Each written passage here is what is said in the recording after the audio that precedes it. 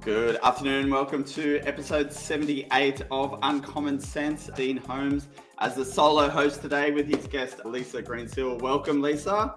Hey, Second time? It is. I think it was it 18 months ago, the first time? Was it about that? Yeah, it would have been. So we've both evolved and grown up, I would say, over that time. So for those that don't know you, Lisa, or haven't yet come across your work, how would you distill what you do into a quick bite? Okay, so I'm the co-creator of BrandOver, and we're a brand and marketing consultancy specifically to transform financial brands to attract quality clients who get them, trust them, and tell other people about them.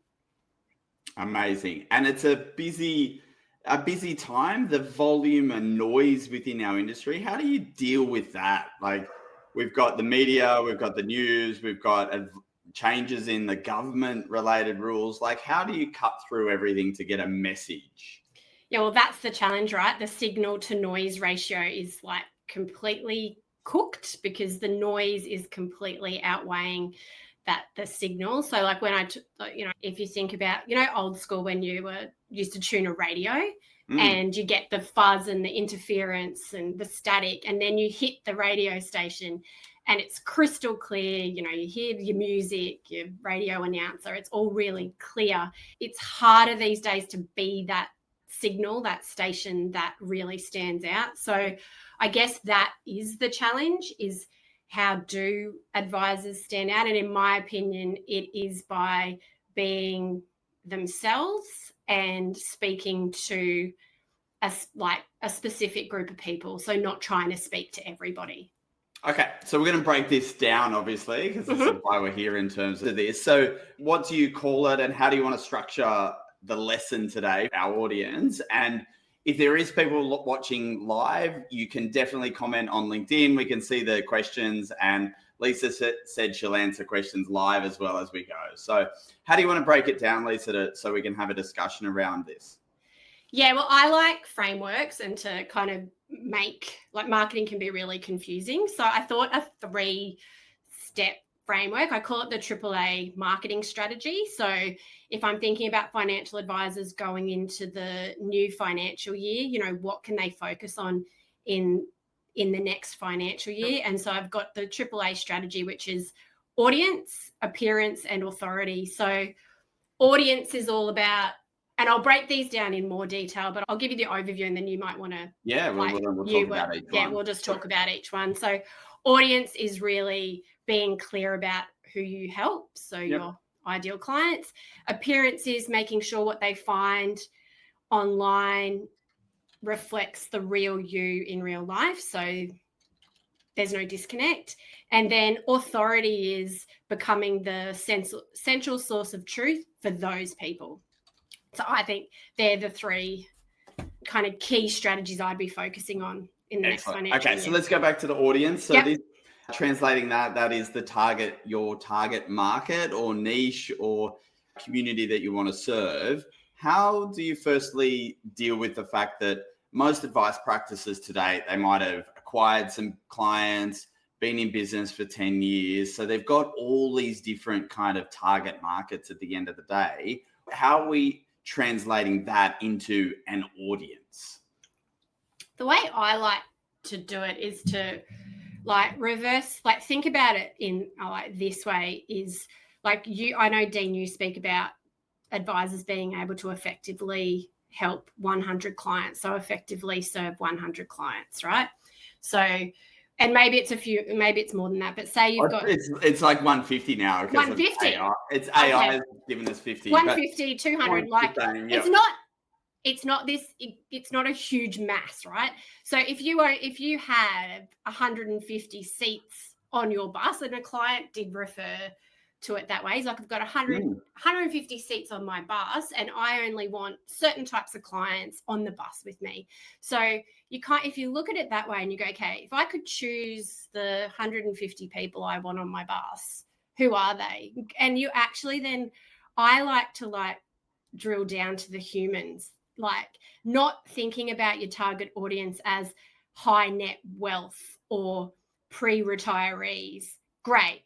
That's maybe top level. But I mean, how many people fall into that, and you can't possibly resonate with all of them? So, I mean, I look at it like, and I've said this story before, but when I lived with my sister, she was dating. So she was out there trying to find someone, and she had this wish list on the fridge of all the qualities, you know, the tick list of things she wanted in a guy. Yep. So I used to pay her out. But it's the same for kind of, you know, clients. Like, what are the types of humans you want to work with? And yeah, okay, there's going to be a monetary value to it, but it doesn't really mean that because someone's got a certain amount of net wealth, that is the core criteria, because plenty of people don't have that kind of wealth and are very prepared to pay the fees of an advisor. So sure, the financials might be one thing, but it's like, what kind of humans do you want to deal with? Are they active? Are they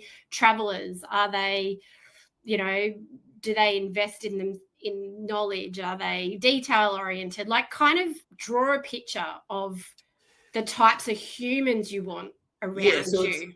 Absolutely. So we're talking more about almost like the personality profile of the client. Yes. Which can be separate from the amount of money that they might have in their bank account, for example.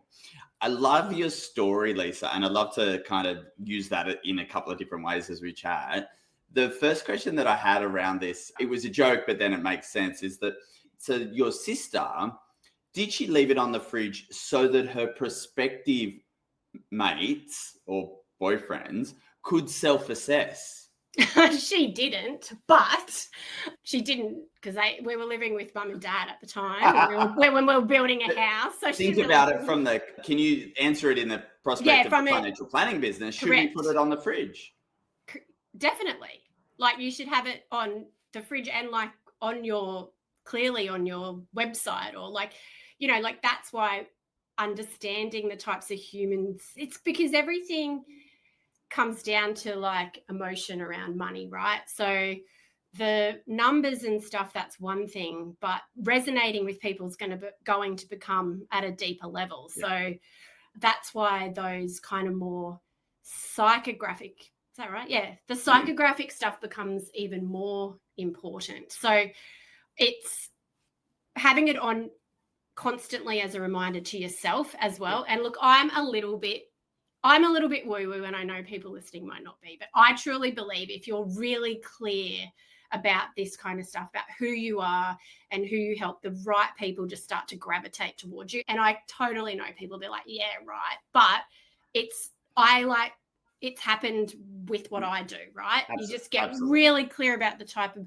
humans you want to attract into your orbit, and the way you communicate with them is a certain way, and that's going to not resonate with everybody, but that's the point of good marketing. It shouldn't speak to everybody. It shouldn't speak to everyone. No. And so the example that I use in terms of Absolute Wealth Advisors as an example, we've always used this concept called engaged delegators. And so that was the two things that we wanted to seed with our clients. So therefore, we're talking about it. So we're seeding with our clients that we want them to be engaged delegators, i.e. engaged in the financial planning process and the work that needs to be done, but then delegating the implementation of the work to us afterwards to run with it. And so when you tell that to a client, some of them want to be that, right? They want to be that. They go, yeah, I love to attend meetings and let you do everything. And then there's other people that actually deep down, they go, no, well, I'm not going to let you touch my money. I'll be the one to implement or something like that. And those clients will self-select because we're pricing and setting the structure up for engaged delegators, not DIYers. And so there's a benefit of putting that on that as one of your things at the front end of the process for your website or your business. 100%, because you don't want those DIYers on your bus, because your process isn't created for them. You don't want them on your bus in the first place. So those seats are for clients that are more perfectly fit for you. And so back to my question about the clients that are not right, but are currently on your bus, i.e. in your business. How do you think a client feels when you start to talk about the future of the business and future clients, and then they're sort of going, well, Dean's looked after me for years, but I'm not sure if I'm that person. Am I do you think I'm in danger of losing clients by focusing over there on my existing book, or what's the marketing theory behind that? Well, it's interesting because we have a client specifically who she did actually stake her claim in helping women. Like she she kind of revitalized her brand and shifted it to be women focused, but she still has men that she helps and actually does get some men that resonate with the message. So from what I understand, no one has come back to her and, left. But I mean, I guess it's how you want to ultimately grow your business. And it's whether, if they're not the right fit anymore, they may not be the right fit. So then it's kind of they may leave. It's kind of like you can't really make, and it's just it really depends on it. It depends on, it really depends on how you want to grow your business. And ultimately those clients, if they're not resonating with the message, or they don't, because sometimes you might think someone's not that, but they may want to be ambitiously be what there's an aspirational element the aspirational sometimes. Absolutely. And we have to be, if clients are willing, with the respect, to pay the fee to be aspirational, then they can, just like they can have a premium coaching package or a premium gym package in order to be aspirational towards an outcome. But the business has to stand for that. So Lisa, if we've decided on who our audience is, how are we actually talking to that audience in 2025 going forward? Yeah, well, the second part of the AAA strategy is appearance. So this is kind of a little bit of marketing, housekeeping, if you haven't done it already. And it's the Google test. So it's, if you know who you want to speak to, you know who you want to help, you want to make sure that when someone like that is referred to you or they find you online, because the reality is that is where everyone does their research. I hear your name, Dean Holmes, standing at the coffee shop, I'm going to Google you. And what I find is going to determine what I think of you. Because it's doing the Google test and fixing that. So literally Google your name as an advisor. What are people finding? They'll likely find your about page on your website. They'll find your advisor ratings listing. They'll find your LinkedIn profile. They'll find any other social media accounts you've got. So we never want to see private or boozing nights somehow. I've seen it. I know, it's there somewhere. It's literally it's so easy to do. It actually gives you this feeling in your stomach though when you do a Google search on yourself. It's a bit, it feels a bit weird, but just do it and go, okay, this is what people are finding. This is literally what people are finding about me. What do I need to do to fix this? So those perfect clients, now it doesn't need to speak to everyone. Remember what those perfect clients see really impresses them. It's that first impression thing. So this is fixing your website, fixing your LinkedIn profile, fixing your advisor ratings, and doing an audit of if you've got social media accounts that are just sitting there with collecting dust and there's crickets, just shut them down. They're useless. This is like the blog that we used to have, that the last article was 2021. What does that, as the example, I've got my website, theoretical website, has a blog, and I stopped doing it in 2021. What is that saying to a prospective client? I guess it does affect you kind of that digital reputation, digital professionalism. It's kind of it's just a judge. It's they haven't really, it could be they're too busy, or it's just that they're just not investing in their business, and they're not educating, they're not sharing their thoughts, they're not sharing their perspectives. Yeah, and probably the advisor that might be full may say, I've got plenty of clients, I don't have to do all of those kind of things. And what I'm trying to say to them is that this is the standard minimum qualification to play from next year. And so it doesn't matter how you've acquired clients to date. If you're not up to standard, then the next client that does Google you and Googles your competitor will choose your competitor as a result. And what's becoming more important as well is the children of your clients, if they Google your parents' financial advisor and are underwhelmed by what you stand for, who your target client is, where you are in the socials, for example, that in itself will mean that the children will actually start to encourage the parents to change advisors. 100%, because we're super judgy in general, but if I see outdated websites, or you go, there's no reviews for them, or I'm like, who is this? Like any professional I'm referred to, I will always Google them, and I don't think that I'm outrageously different to anyone else. No, right? no, absolutely. You're validating. It's basically bare minimum to maintain your digital reputation, because okay, if you've got enough business, that's great, but most people are growing their business, they're bringing on other advisors, they do need to keep getting some clients through the door and keeping their clients, and they certainly want, with the generational wealth transfer, they certainly do want the family, the generation, the next generation coming to see them if possible. And like you said, if their digital presence looks like it's stuck back in the 80s, it's not going to reflect amazingly to that younger generation. And when I talk younger, I'm talking we're kind of... Oh, yeah. It's like... we're it. No, I'm talking, like 30s, 40s, 50s. It's 30s, 40s, 50s. We have to, we're all up in that same category. If you think about everyone 50 and below needs this information to decide to do business with you, that's a very large percentage of clients.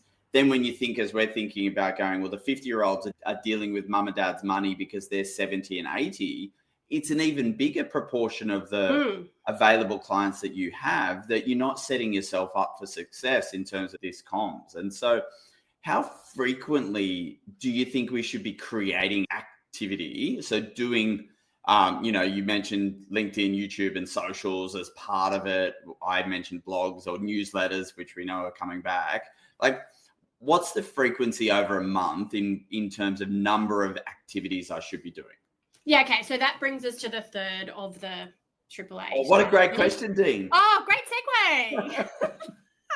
Tell us the third. We have audience appearance, and then we've got authority, right? So I believe for financial advisors, whether you use the word authority or impact, but it's like you want to be the central source of truth, because we only need 150 people on each advisor needs 150, awesome quality 5-star clients on their bus. Yep. So we want to be we want the advisors to be the trusted source of truth for their subset of the 1 million advisable clients that there are. There's more than 1 million, right? So for their subset, they want to be the person, the email that when it hits their inbox, it actually gets read. And now I know people might roll their eyes and go, oh, but I get so many emails.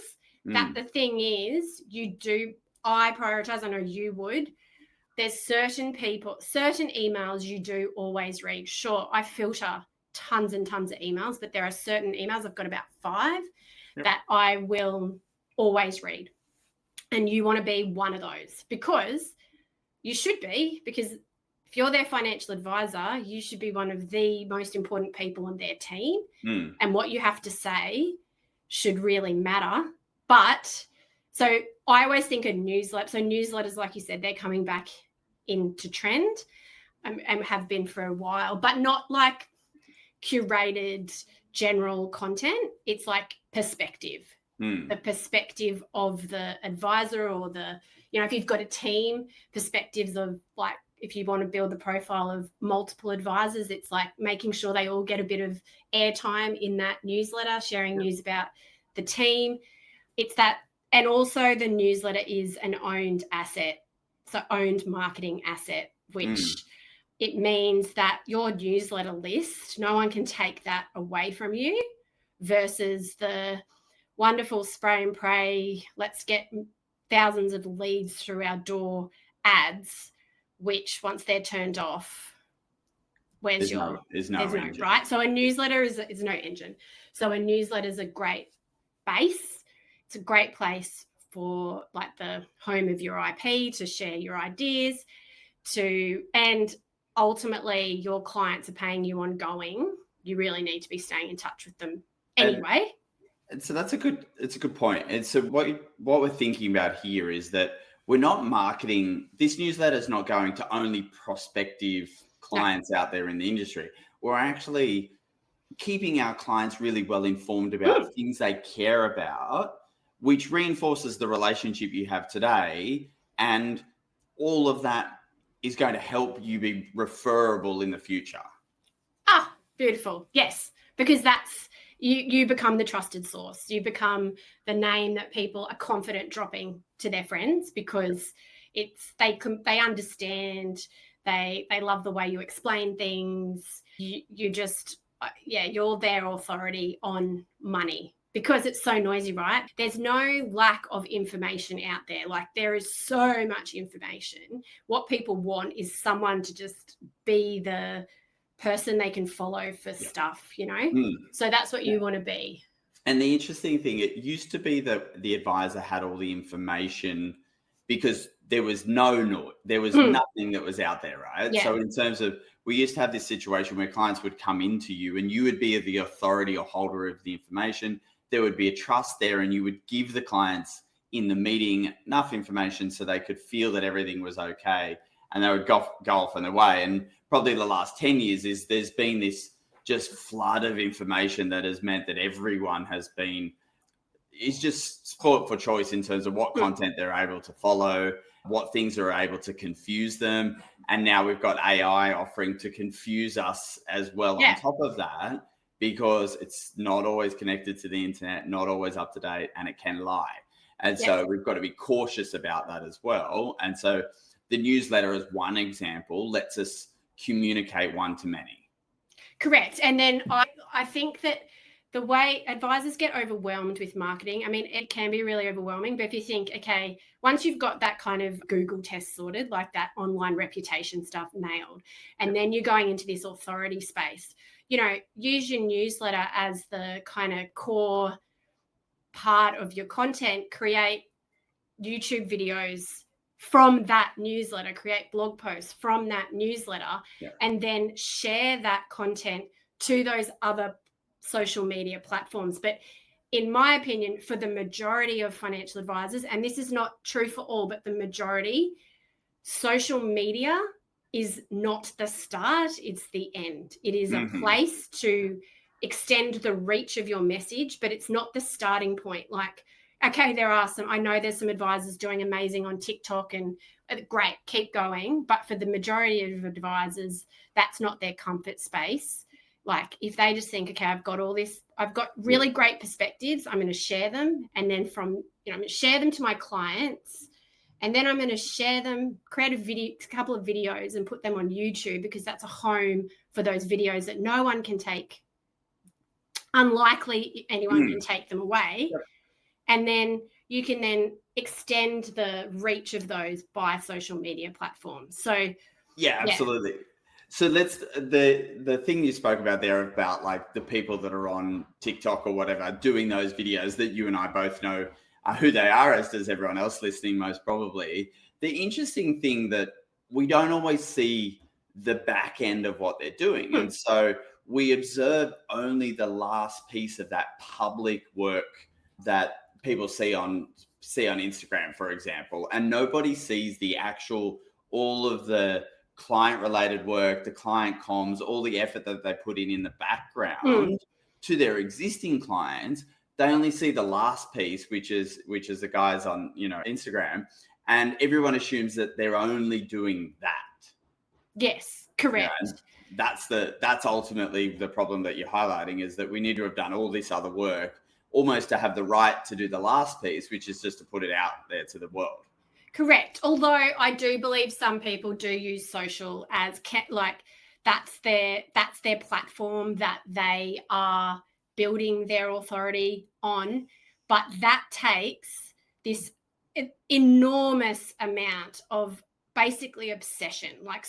To really dominate and get the attention of the right people on social media, you have to basically live and breathe it. I'm not prepared to do that because I don't actually really like only am on LinkedIn. I like LinkedIn. That's why I'm there. That's where my people are. Yep. And I enjoy creating the content for that. But some people don't want to be creating 4 TikTok videos a day. So that's why I'm kind of more talking to the advisors that I mostly work with, who are the ones who have these awesome ideas. They have these awesome perspectives. They're just not really sure how to get them out there. And so that's why I've just like the simple methodology of, well, tell your existing clients first, and then tell more people by getting the message out there on the platforms where your actual clients are as well. Yeah, absolutely. And so 2 things like that. So just coming back, the cadence of posting or the frequency of how you get the message out there.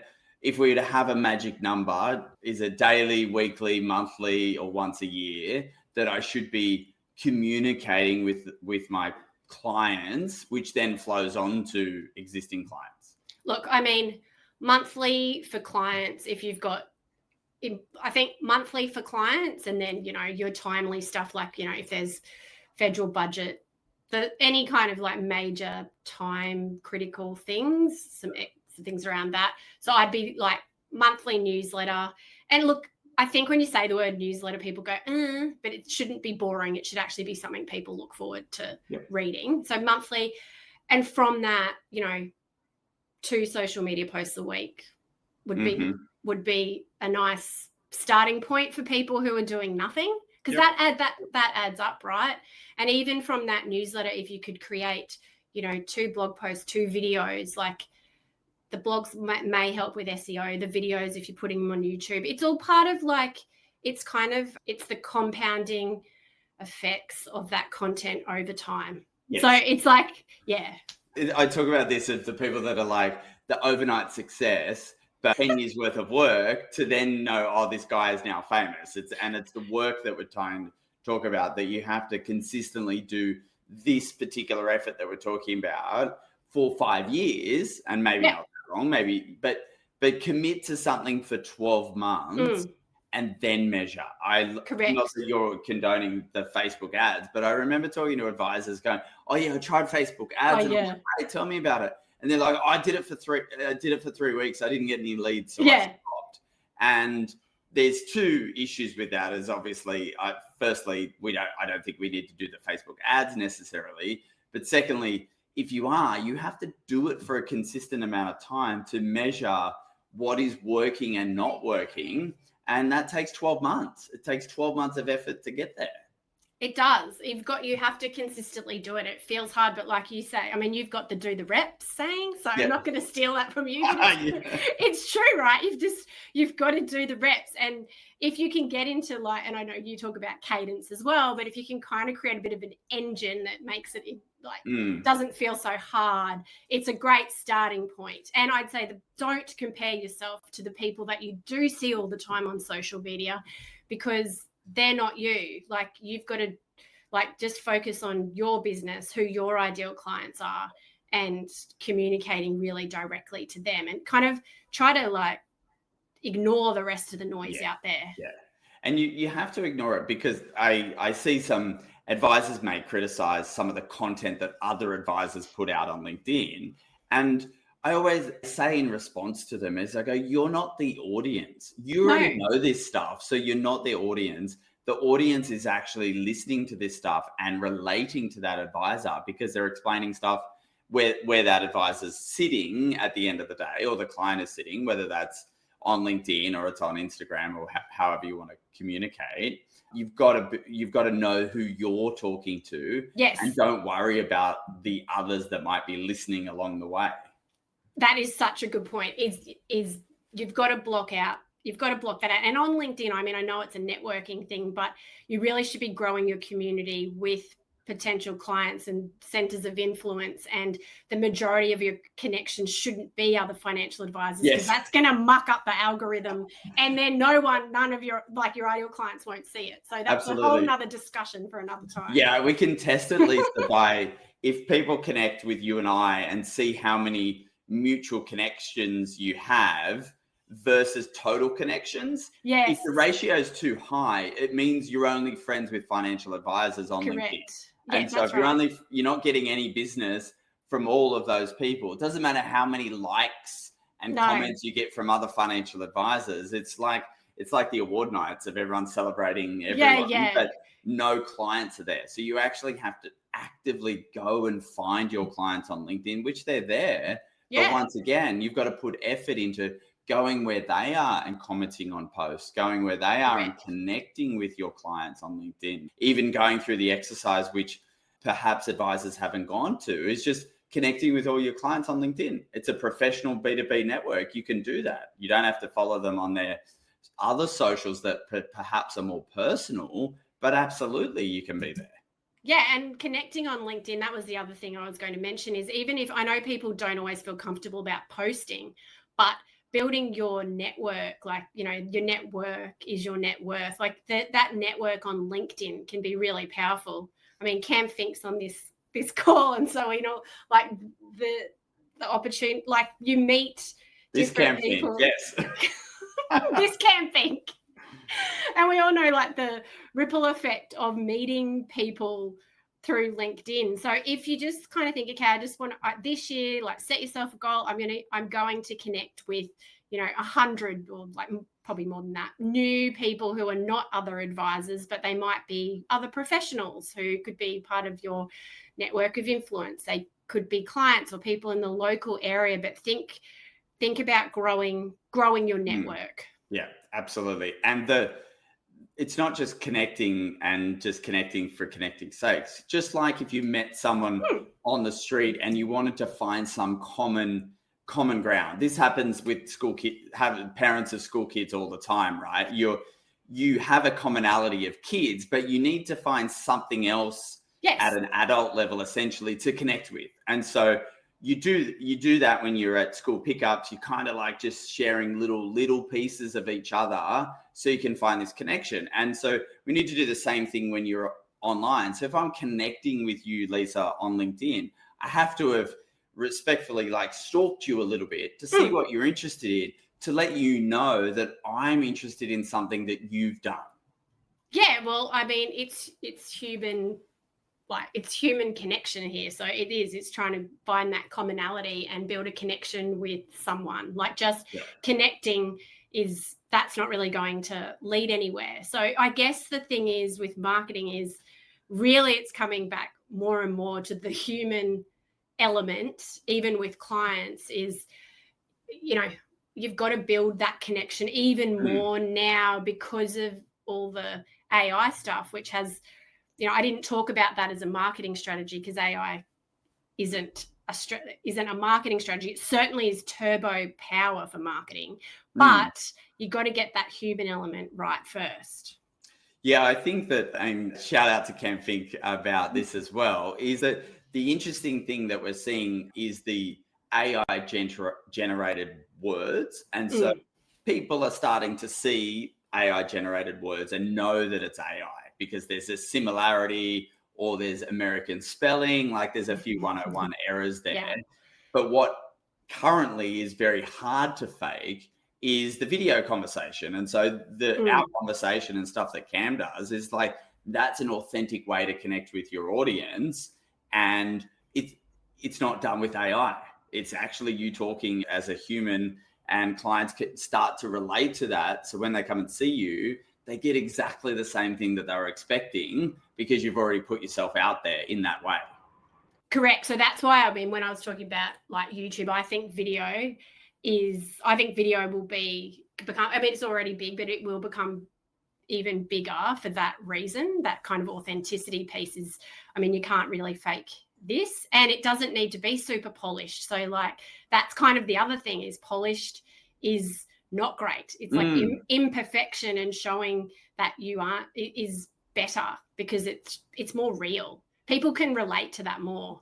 Yeah, and that's a new thing for us all to learn as well. I think that as people that work with money, there's this idea that we have to be very detail orientated because we're dealing with your money. We can't make a mistake between a 1 and a 0 kind of thing, and that's really important But when it comes to this type of communication, it's okay to make a mistake and reiterate that. Like if we were pre-recording this, I could make a mistake, Lisa, and go, oh, I'm going to edit that out later. Can I do it again? And even that mistake is that if you're in a client meeting and you're explaining something and you don't explain it well enough that you want to have another go, you're live. So you can say, sorry, John, I'm going to explain that again because I think I can do it better. And you explain it for a second time. And this is the raw nature of the communication, is that if you're doing a video, you absolutely could easily do that live and just post the whole thing. Just like you and I, Lisa, if you said something and you wanted to say it a different way, you just do it and no one judges. Most people won't even remember. Well, because it's like that's how a normal conversation happens, isn't it? It's not perfect, but that is how any like words should sound as well, which is it's harder to do, right? But if any email, any blog post, any website, it should all just sound like your natural conversation. It shouldn't, if you're not super polished and you don't use big, like I'm not super polished, I don't use really big words in real life. In real life. I'm a bit of a bogan, and I just kind of own that now because it's me. And I feel like people, you know, when it comes to money, the reason they're paying advisors is because of the humans behind. They trust them, right? Absolutely. So it's no point. Yeah, we're going to register the term smart bogan, I think. Oh yeah, well, John. Shout out to everyone that's listening. Cool. So Lisa, do you want to summarize just in the last section of the show? Just tell us, just go through the 3 A's again for everyone to know. And then how do you want people to get in contact with you if they want to read your newsletter? Oh, yeah. So we're talking, AAA strategy, everyone, for 2026. Nail your audience. Make sure your appearance online is, you know, as amazing as what you are in real life, and build your authority with owned assets first. So share your perspectives in places where your clients are. And if you want to subscribe to my newsletter, jump over to lisagreensill.com and you can also book in a chat there, and you can get to the BrandOver website and everything from there as well. Amazing. Obviously in post-production, we'll put all that stuff somewhere in the screen and everything like that. But thank you, Lisa. We love these chats because it's the necessary part of our world, is you helping financial advisors come from analytical, number-driven person into their great relationships one-on-one with clients, and we're getting them out there to talk to their community of clients and prospective clients to grow. So thanks for joining us. A special mention to Cam Fink because he's posted 4 times and has been the most active LinkedIn participant today. So for that, sir, you get a prize as well. So thank you, Cam. And Lisa, thank you very much. Thanks, Dean. Cheers. Thanks, everyone. Cheers. Goodbye. Bye.